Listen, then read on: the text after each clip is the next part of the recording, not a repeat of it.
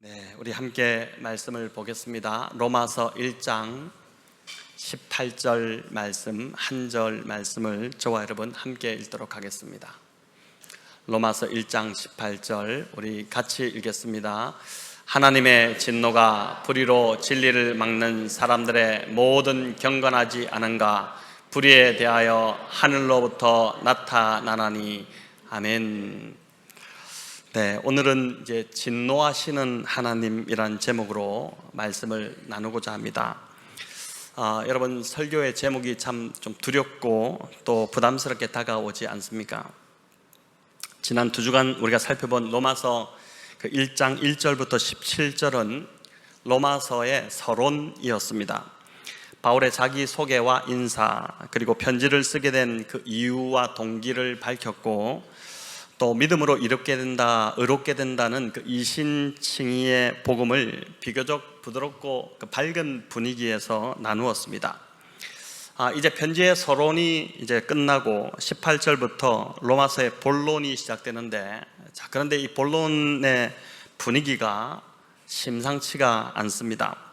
18절을 처음과 끝부분을 이어서 한 줄로 압축한다면 하나님의 진노가 하늘로부터 나타난다는 말입니다.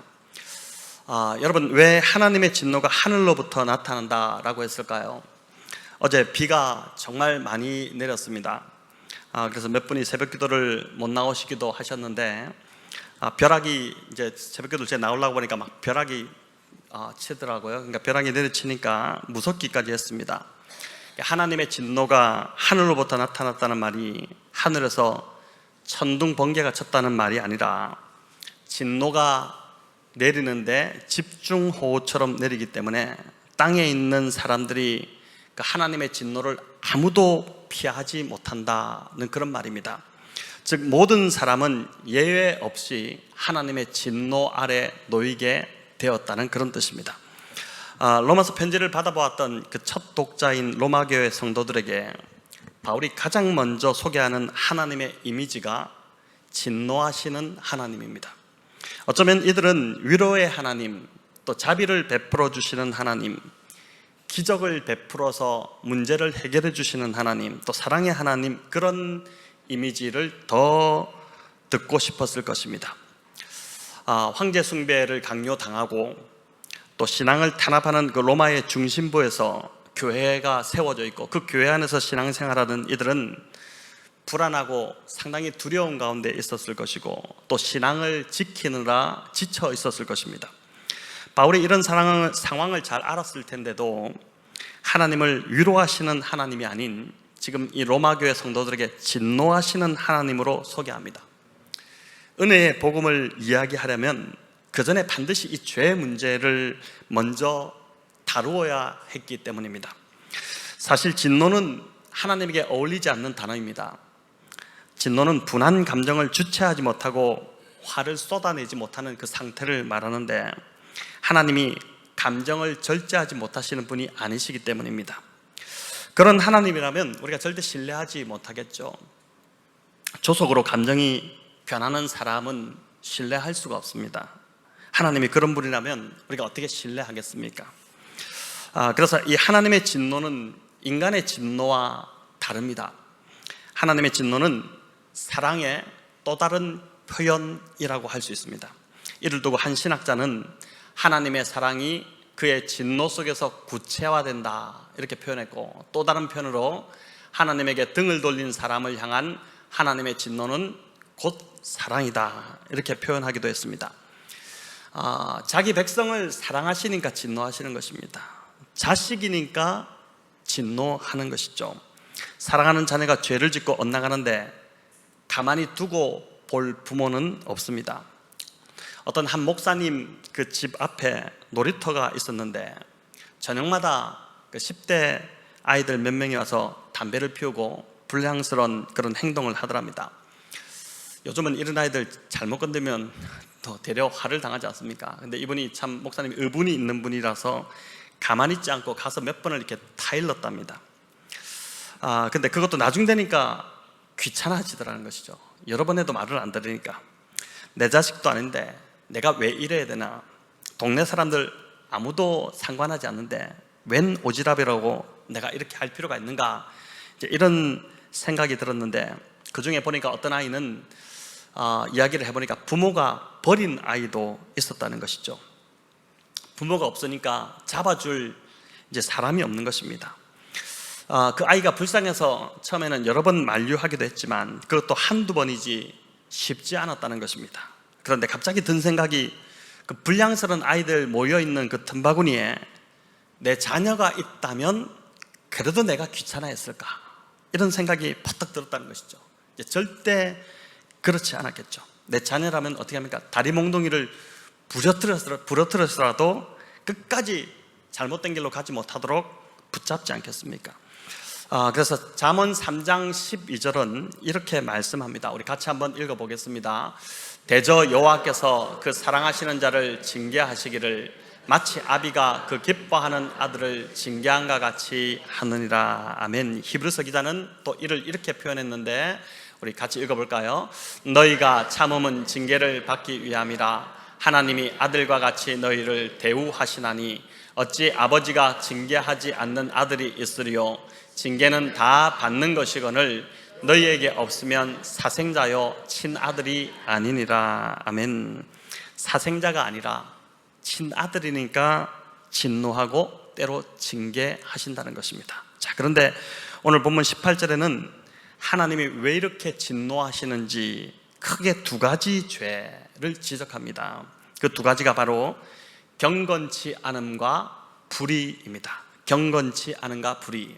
첫 번째, 경건치 않음은 모든 죄의 뿌리라고 할 수 있는 근원적인 죄입니다. 영어로 이제 보면 아주 쉽게 이해가 되는데, 이 경건치 않음은 godlessness라는 단어입니다. god이라는 단어와 부정사를 뜻한 less와 또 명사형 전미사인 ness를 이렇게 붙여서 놓은 단어인데, 이 글자 그대로 읽으면은 경건치 않다는 뜻은 뭐냐면은 하나님이 없다고 하는 것입니다.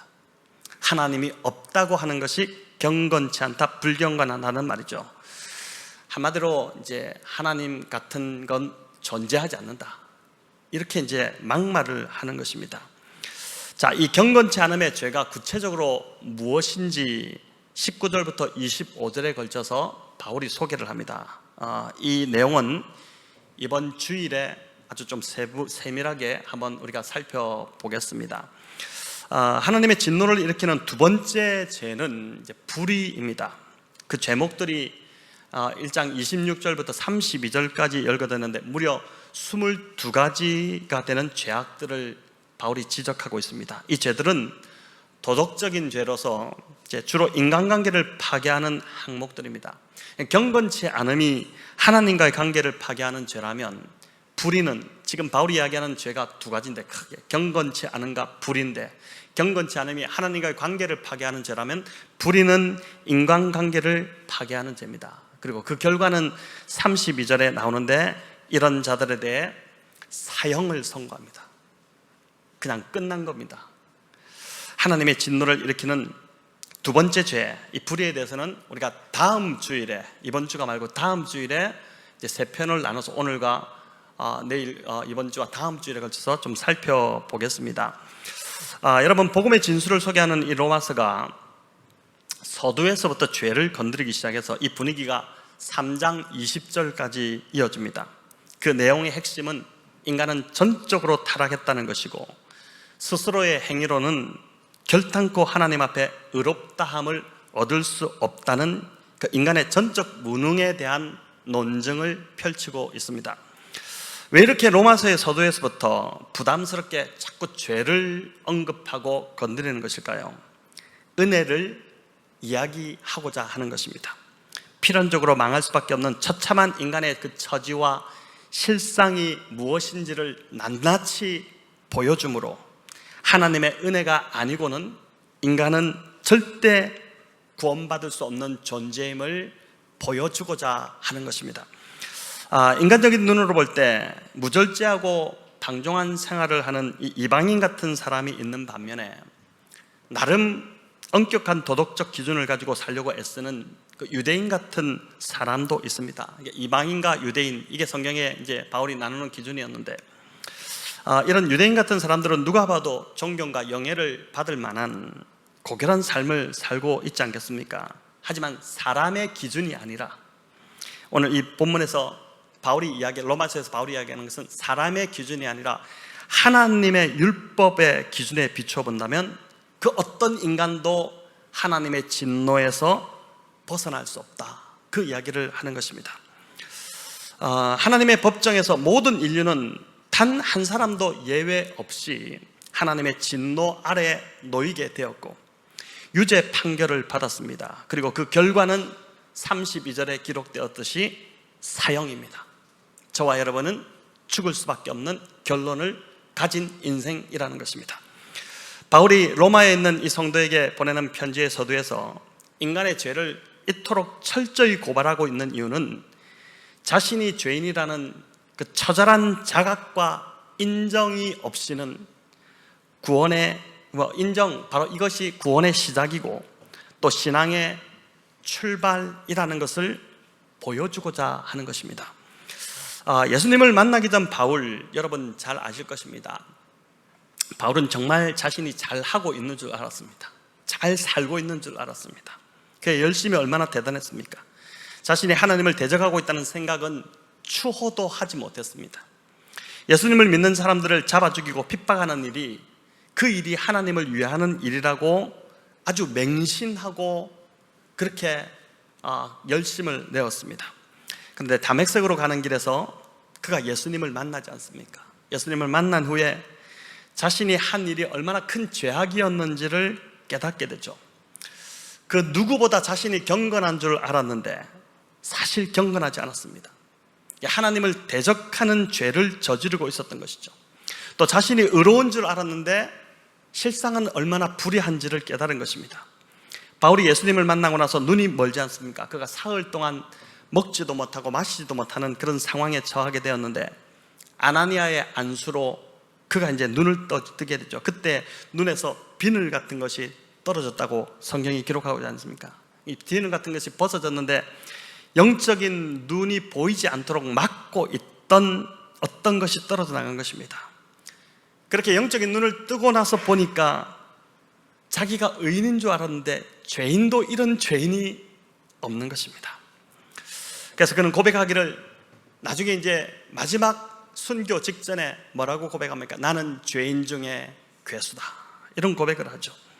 말로만 그런 것이 아니라 하나님 앞에 가까이 나아갈수록 더 추한 자신의 모습을 직면하다 보니까 이런 고백이 그냥 저절로 그 입술에서 나오게 되었다는 것입니다. 여러분, 이런 죄인됨에 대한 애통함이 있을 때 십자가가 비로소 의미가 생기기 시작하고 그 십자가가 그 사람에게 정말 말할 수 없는 은혜로 다가오기 시작한다는 것이죠. 저는 이런 면에서 우리 성도님들이 참 무척 궁금합니다. 다들 경건하게 보입니다. 지금 그렇게 앉아 계세요. 주일날도 얼마나 경건한지 모릅니다. 또 뭐 이렇게 나누면은 대단히 경건해 보입니다. 저보다도 더 경건하신 것 같아요. 근데 매일매일 하나님 앞에서 나는 정말 죽을 수밖에 없는 죄인이라는 자각이 얼마나 있으신지 궁금합니다. 나 같은 자가 감히 어떻게 하나님을 섬길 수 있겠습니까? 도저히 저는 그런 자격이 되지 않습니다. 이런 고백이 있는지, 아니면 여전히 나는 문제없고 잘하고 있는 의인이라고 생각하시는지. 이전에는 이런 죄인됨에 대한 애통함과 또 죄인됨에 대한 자각이 있었던 때가 있었는데 어느새 그런 애통함이 사라지고 예배의 자리에 앉아도 그냥 무감각하고 마음이 지금 많이 메말라 있지 않은지, 나 같은 죄인 살리신 주 은혜가 놀랍다는 이 찬양을 이전에 부를 때 그렇게 눈물이 흘렀는데, 아니 눈물이 흐르지 않은 사람도 있었을까요? 처음부터 지금까지. 근데 그렇게 흘렀는데 지금은 정말 그게 감격으로 다가오는지, 아니면 생소하게 느껴지시는지. 여러분, 이번 로마서 말씀을 통해 이런 죄인됨에 대한 깊은 애통함이 저와 우리 성도님들 안에서 다시 회복되는 은혜가 있기를 간절히 바랍니다. 어찌 보면 로마 교회 역시 세워진 지가 20년이 훌쩍 넘다 보니 신앙이 굳어지고 메말라가고 있었을 것입니다. 세상의 중심이라는 로마 한복판에 교회가 세워져 있었기에 교회가 좋다는 소문도 나 있었고, 우리가 1장 앞부분에서 살펴봤지 않습니까? 좋은 소문이 나 있었다고 그렇게 바울이 이야기하지 않습니까? 또 자랑할 것도 그래서 많았을 것입니다. 그러다 보니 자연스럽게 주님이 드러나시는 것이 아니라 자신들의 의가 드러나고 자신들의 그 화려한 전통을 자랑하는, 그걸 중시하는 교회로 굳어졌을 수 있습니다. 대단한 교회에서 신앙생활을 하다 보니까 마치 자신들이 대단한 신앙을 가진 것으로 착각하기 시작한 것입니다. 바울이 진단할 때 이런 로마 교회 성도들에게 가장 필요한 것이 바로 자신이 의로운 자가 아니라 죽을 수밖에 없는 죄인이라는 깊은 애통함이 그들 안에서 새롭게 일어나는 것이었습니다. 지금 그들에게 필요한 것은 바로 십자가의 복음을 다시 듣는 것이었습니다. 첫사랑이 회복되고 은혜의 강물이 다시 흐르기 위해서는 자신들이 얼마나 죽을 수밖에 없는 죄인이라는 그 애통함이 이 로마 교회 성도들 안에서 회복되어야 했던 것입니다. 로마 교회를 둘러싸고 있던 그 환경도 만만치 않았습니다. 그 환경도 이들의 신앙이 핍절해지고 굳어지는데 아마 한몫을 했을 것입니다. 로마는 말 그대로 세상의 중심이었습니다. 온갖 좋은 것들이 다 로마로 들어왔습니다. 저희 아버지가 종종 하셨던 말씀이 있는데, 보니까 좋은 건 다 서울로 간다, 별로 안 좋은 것만 남고 좋은 건 다 서울로 간다, 그런 말씀을 하셨는데, 뭐 해산물이든 고기든 과일이든 보니까 좋은 건 다 서울로 간다, 그렇게 하셨는데, 서울이 대한민국의 중심이기 때문이죠. 근데 로마는 당시 한 나라의 중심이 아니라 세상의 중심이었습니다. 그러니 모든 신문물이 로마로 들어갔고 로마에서 시작이 되었습니다. 로마에서 패션이 시작되었고 로마가 바로 자녀교육의 대치동과 같은 곳이었고 정치, 문화, 경제의 중심이 바로 로마였습니다. 그러다 보니 로마는 향락의 도시였고 늘 파티가 끊이지 않고 성행했고 그로 인해 성적인 문란함이 극치에 달했던 도시였습니다. 주일에 제가 이 부분을 좀 더 자세히 이야기하겠지만 정말 문란했던 도시, 그 로마였습니다. 가진 자가 대우받고 돈이 능력이 되고 외모 지상주의가 판을 치는 세상에서 신앙생활한다는 것이 이 로마교회 성도들에게는 결코 쉽지 않았을 것입니다. 그러니 기도와 말씀에 깨어있지 않으면 로마라는 그 거대한 세상 가치에 함몰되어서 교회는 나가지만 세상 사람 추구하는 것 그대로 추구하면서 로마 사람처럼 그냥 살아가기가 쉬웠던 것입니다. 모든 것이 풍족하고 누릴 것이 많다 보니까 로마라는 사회가 노예가 거의 인구의 30%, 40%를 차지하고 그 노예들이 다 해주는 아주 편안한 그 세상에서 살다 보니까 영적 갈급함이 사라지지 않았겠습니까? 한국 기독교가 부흥하고 꽃을 피우기 시작했던 때는 1960년도 정도부터였다고 합니다. 아주 먹고 살기 힘든 시절이었고 아이가 아파도 병원이나 약국이 오늘날처럼 흔치 않았기 때문에 아프면 그냥 하나님 앞에 나아가 무조건 기도하고 매달릴 수밖에 없었던 시절이었습니다. 환경은 어려웠지만 교회 예배당은 차고 넘쳤고 기도의 소리가 가장 컸던 때였습니다. 기도를 넘어서 기도원마다 또 산속에서도 기도 소리가 끊이지 않던 그런 때였습니다. 아마 여러분 기억 속에 산에 가서 소나무 하나 정도는 뽑으면서 이렇게 기도하셨던 그 기억들이 있으실 텐데, 저와 여러분 올 한 해 이 로마서를 들으면서 이 로마서가 좀 벌써 1장만 해도 한 5번의 설교를 하게 되는데 좀 길게 설교가 될 것 같은데, 이 로마서를 들으면서 이런 영적 갈급함과 간절함이 회복되기를 간절히 바랍니다. 로마 교회를 둘러싸고 있는 이런 정황을 직시했기에 사도 바울은 죄인됨에 대한 철저한 고백을 더 강조했을 것입니다. 이 고백이 선행되지 않고는 하나님의 그 은혜를 경험할 수 없었기 때문입니다.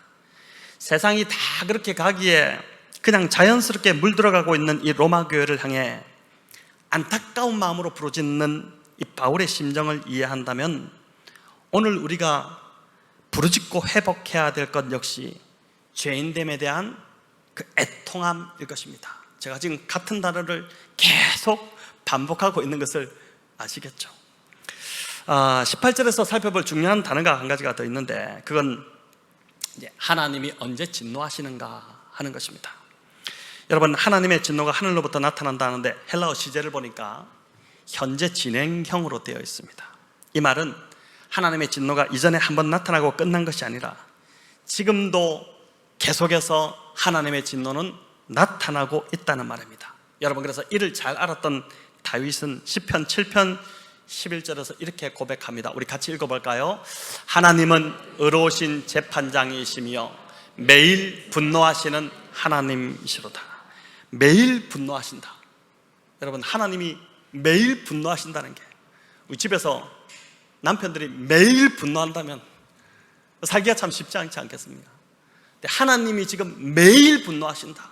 다윗이 지금 이렇게 표현하고 있거든요. 왜 매일 분노하실까요? 사람들이 매일 죄를 짓기 때문입니다. 지독실이 말을 안 듣기 때문입니다. 그 죄가 하나님의 진노를 지금 일으키고 있는 것입니다. 하나님은 거룩하신 분이시기 때문에 거룩하지 않은 것에 대해서는 참지 못하십니다. 또 하나님은 진실하신 분이시기 때문에 거짓된 것에 대해서 또 참지 못하십니다. 또 하나님은 빛이시기 때문에 어둠이 판을 치는 이 세상에 대해서 참지 못하시고 진노하십니다. 하나님은 의로우신 분이시기 때문에 불의한 것을 참지 못하시고 진노하시는 것입니다. 오늘 이 밤에 이곳에 오신 우리 성도님들 나름 금요 기도회까지 참석하시기 때문에 괜찮은 신앙인이라 생각하실 수 있겠지만 나는 그래도 괜찮지 않나, 이 정도 되면, 우리 김 장로님 고개를 끄덕끄덕 하시는 난 괜찮지 않나 이렇게 생각하시겠지만, 혹시 내가 죄 짓는 것 때문에 하나님이 진노하신다고 생각해 보신 적 있으십니까? 여러분, 저는 이게 굉장히 좀 새로웠습니다. 하나님이 슬퍼하신다, 성령이 근심하신다, 내가 죄를 지을 때, 이 정도는 저는 생각했었거든요. 근데 아마 대부분 이 정도는 생각하셨을 텐데, 하나님이 내가 죄 짓는 것 때문에 진노하신다, 이 생각은 아마 해보지 못했을 것입니다. 우리 안에서 진정 회복되어야 할 것은 바로 이런 죄에 대한 민감함과 통회함이라는 것입니다. 오늘날 우리의 문제는 죄에 대해 너무 둔감해져 있는 것입니다. 하나님이 이 정도는 봐주시겠지, 하나님이 사랑이시니까 괜찮겠지, 내가 그동안 또 하나님 앞에 했던 것이 있는데, 봉사도 있고 성김도 있고 헌금한 것도 있고 했는데 이 정도는 그래도 눈 감아주시겠지. 하지만 하나님이 사랑이시니까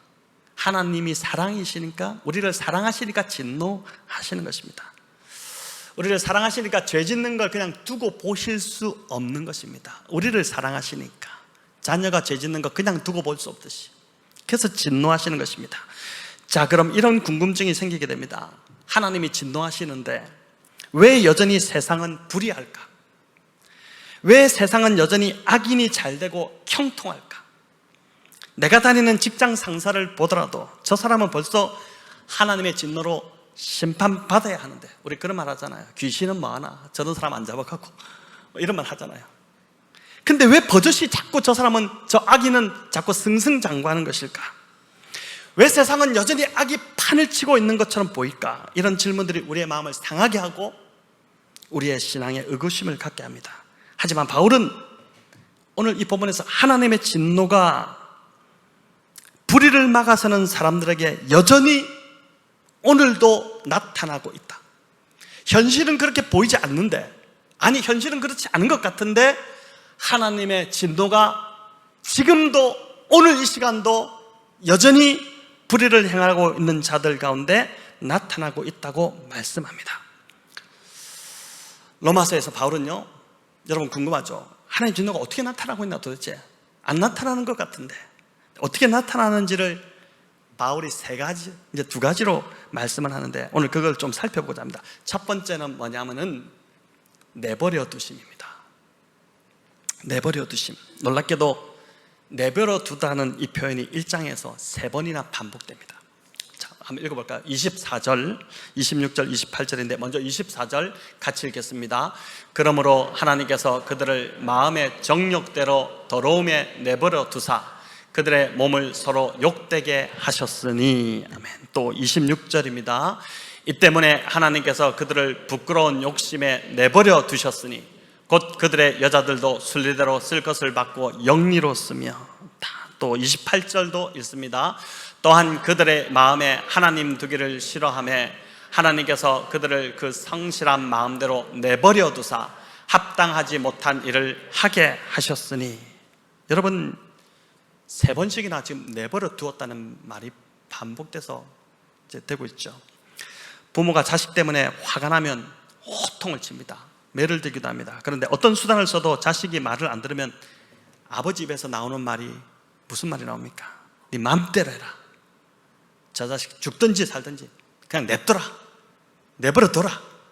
그런 말을, 막말을 아버지가 너무 속이 상하니까 쏟아내지 않습니까? 하나님의 진노도 이와 비슷합니다. 사람을 때리고 죽이는 것만이 하나님의 진노가 아닙니다. 사실 징계보다 더 무서운 것이 죽든 말든 상관하지 않고 내버려 두는 것입니다. 하나님이 상관하지 않으면 좋을 것 같지만 여러분 결코 그렇지 않습니다. 이 구절이 보여주듯이 인간이 하고 싶은 대로 놔두고 그 욕심을 그대로 다 허용해 버리면 그 자체가 바로 심판이 되어버립니다.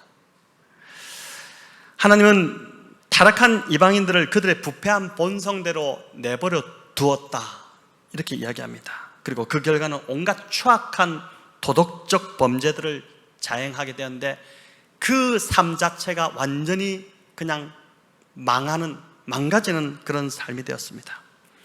내버려두면 잘할 것 같지만 타락한 인간은 그 반대입니다. 저와 여러분을 보시면 알지 않습니까? 내버려두면 잘합니까? 그렇지 않죠. 가장 비참한 것이 바로 그래서 내버려두는 것입니다. 남의 자식에 대해서는 끝까지 관여하지 않습니다. 그러나 자기 자식은 절대 포기할 수 없습니다. 이렇게 볼 때 하나님께서 내버려 두셨다는 이 표현은 완전히 포기했다는 것입니다. 포기했다. 여러분 이 상태가 가장 불쌍한 상태인 줄 믿으시기 바랍니다. 그래서 이런저런 상황으로 하나님이 지금 내 삶에 자꾸 태클을 건다, 또 뭐 브레이크를 건다, 또 간섭하고 자꾸 제재한다 이런 느낌이 든다면은 그게 복인 줄 아시기 바랍니다. 아직 버리지 않으셨다는 뜻이거든요. 근데 하나님이 아무것도 내 삶에서 행하지 않는 것 같다, 그때가 진짜 무서운 것입니다. 여러분 둘째는 뭐냐면, 두 번째는, 첫 번째가 내버려 두심인데 두 번째는 계속 쌓아 놓으심입니다. 하나님이 진노를 즉각적으로 바라지 않는 이유는 진노의 날을 위해서 계속 쌓아두시기 때문이다 이렇게 나옵니다. 로마서 2장 5절인데 우리 같이 한번 읽어보겠습니다. 다만 네 고집과 회개하지 아니한 마음을 따라 진노의 날 곧 하나님의 의로우신 심판이 나타나는 그날에 임할 진노를 내게 쌓는도다. 자, 여러분 이 구절을 보면 하나님께서 즉각 심판하시지 않는 이유가 심판하실 그날을 위해 쌓아두신다라고 합니다. 사실 매도 바로 맞으면 마음이 편한데 나중에 맞으면 불안합니다. 그래서 아이들이 가장 무서워하는 말이 뭐냐면은 뭡니까?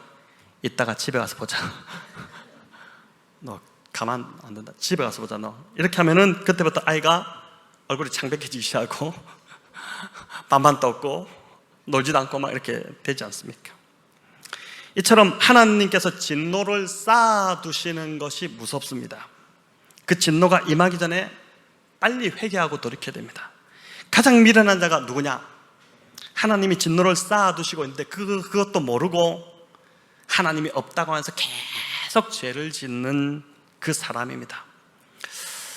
이처럼 즉각적인 심판이 악인에게 나타나지 않는다고 해서 하나님이 진노하시지 않는, 하나님의 진노가 나타나지 않는 것이 아니죠. 내버려 두시는 것 자체가 가장 큰 진노의 표현이시고, 또 심판날을 위해 쌓아두시기 때문에 지금 당장 진노가 나타나지 않는다는 것입니다. 하나님이 진노하시는 하나님이시고, 그 진노가 내버려 두신가 또 쌓아두시는 것으로 표현된다는 이 진리를 여러분 가장 먼저 적용해야 할 대상이 누구일까요?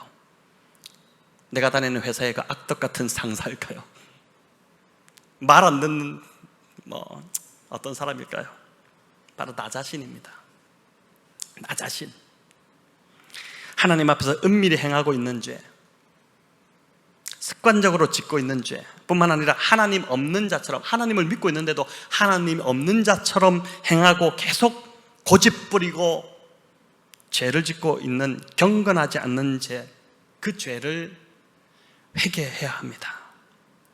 죄를 지었는데도 여전히 문제가 없다고 해서 하나님이 지금 내 죄를 간과하고 계시지 않다는 것입니다.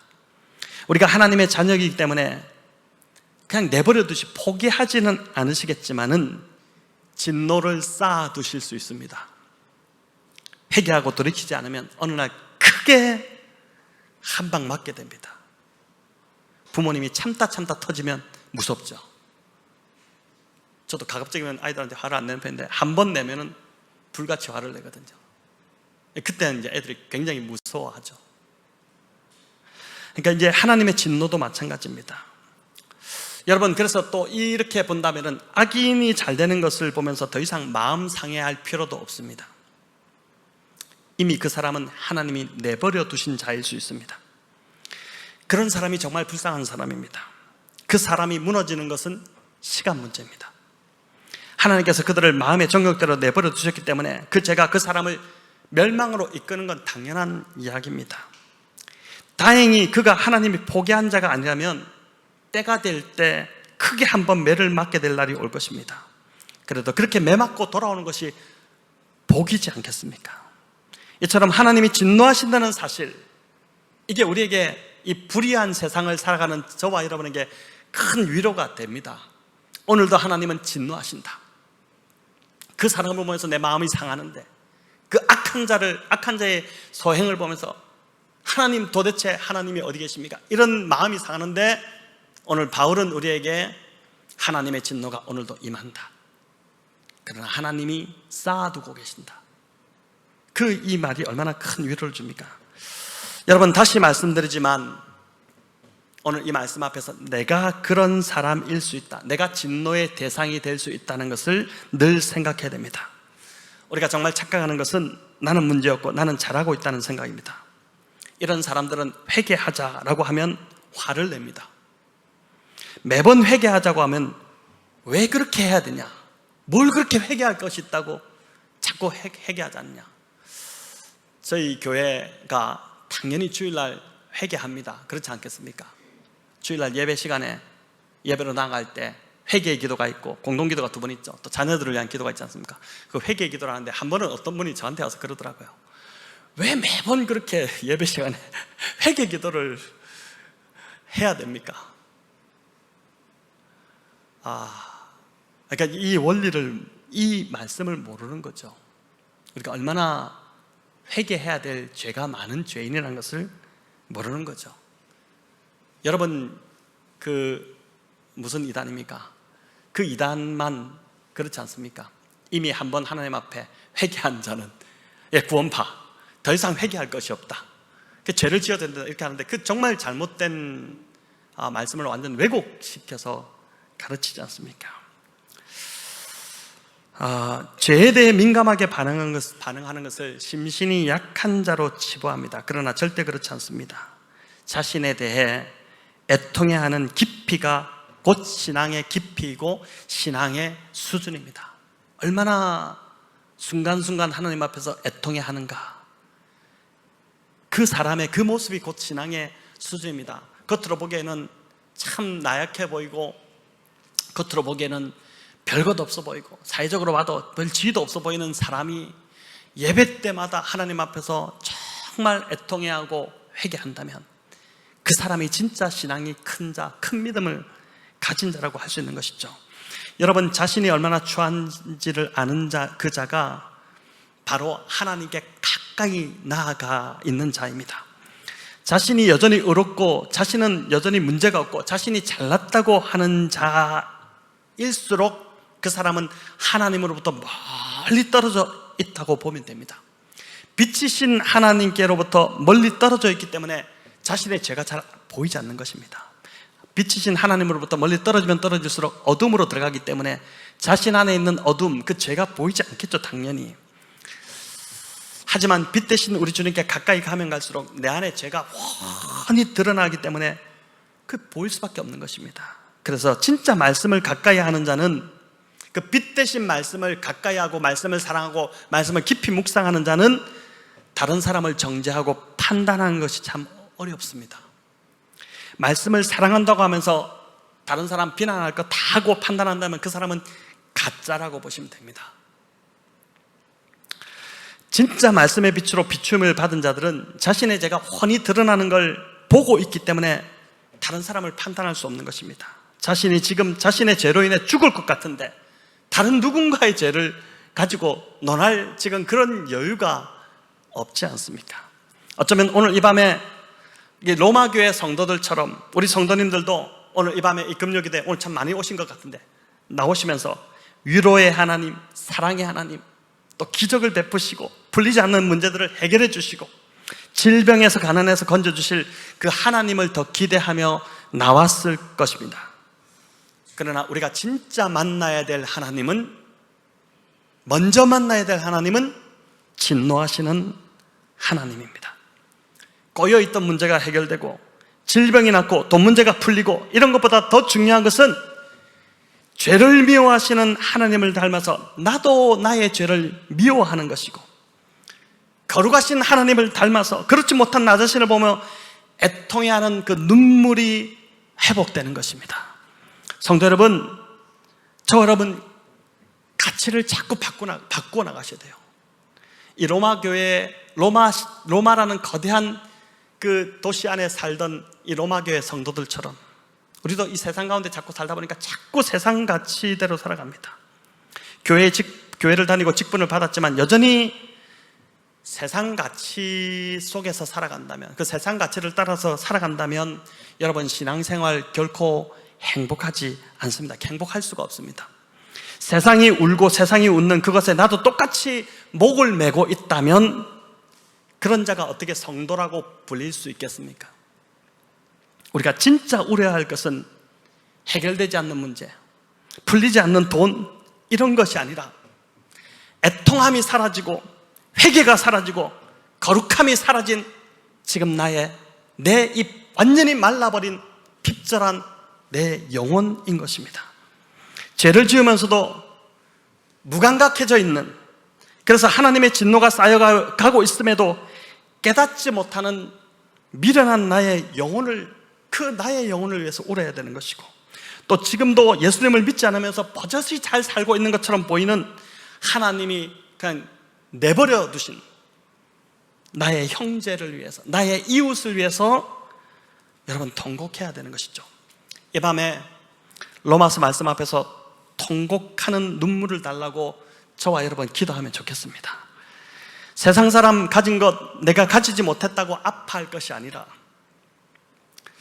내가 세상 사람 배운 것만큼 못 배웠다고 그것 때문에 힘들어할 것이 아니라, 지금 하나님을 떠나 있고 더 이상 하나님을 닮아가지 못하고 있는 정말 말라 비틀어진 나의 영혼을 위해, 또 나의 믿음 없는 자녀들을 위해 오늘 이 밤에 우리가 울어야 될 것입니다. 예수님의 제자들이 예루살렘 성전의 그 유용을 보며 주님께 자랑하듯이 말했지 않습니까? 하지만 주님은 그 멋진 겉모양 그게 눈에 들어오신 것이 아니라 이제 곧 하나님의 진노로 인해서 완전히 돌 위에 돌 하나도 남지 않고 다 무너져 버릴 심판받을 예루살렘을 바라보시면서 눈물 흘리시고 통곡하셨습니다. 저와 여러분 바로 이런 눈이 열리기를 바랍니다. 저와 여러분 이런 주님의 눈물을 달라고 이방 간절히 기도하면 좋겠습니다. 갈수록 더 악해지고 더 진노를 피할 길 없이 달려가는 이 세상을 위해 함께 주님과 함께 울어줄 자를 주님은 오늘도 찾고 계신다고 믿습니다. 하나님의 진노를 막아서서, 그 백성들에게 임할 진노를 막아서서 중보자로 섰던 모세처럼 이방 그렇게 믿지 않는 나의 부모, 나의 형제, 또 나의 남편, 내 자녀, 또 이 땅에서 죽어가는 수많은 그 영혼들을 위해서 여러분 눈물로 그렇게 이 밤 기도하는 저와 여러분 다 되시기를 우리 주님의 이름으로 축원합니다.